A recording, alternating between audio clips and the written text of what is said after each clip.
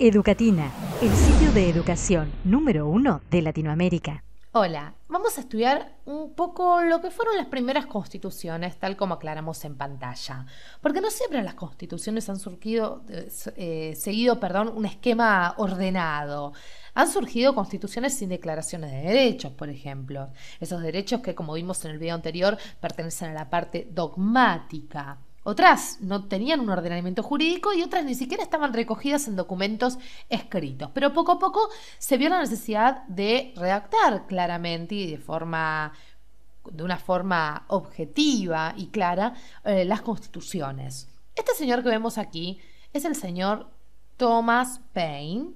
Nace en 1737 y en el siglo XVIII, antes de la Declaración de la Independencia de los Estados Unidos de América, lo que Paine hace es abogar por la necesidad de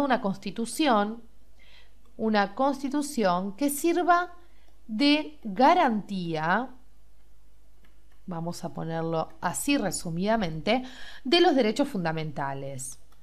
Y declara asimismo la necesidad de que esta constitución sea escrita.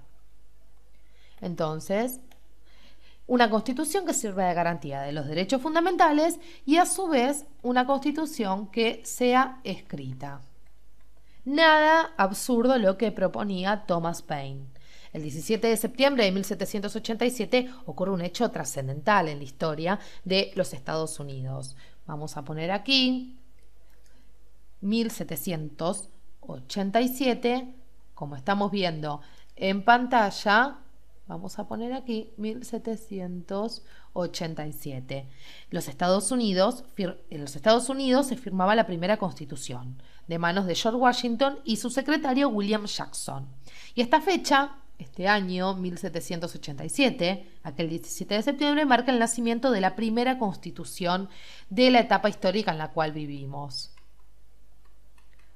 Primera, entonces, constitución tal como las conocemos hoy en día, ¿sí? Hecha esa aclaración, sigamos adelante. ¿Por qué? Porque será el señor Marqués de Lafayette, este general tan famoso de la historia, quien lleve los principios constitucionales norteamericanos, ni más ni menos que a su país. Es decir, los lleva a Francia. La Revolución Francesa trató de elaborar un documento de validez universal con lo que fuese la Declaración de los Derechos del Hombre y del Ciudadano, tema que vimos en nuestra serie de Cívica.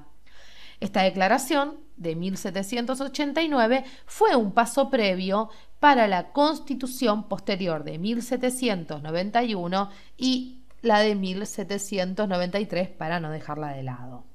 Después de la Primera Guerra Mundial, en 1914, el carácter de las constituciones cambió de signo, claro está, en muchos países, sobre todo en lo que conocíamos como la Unión Soviética. Estamos viendo aquí, vamos a anotar las siglas de la Unión Soviética, porque los bolcheviques configuraron en la Unión Soviética un sistema constitucional de tipo totalitario.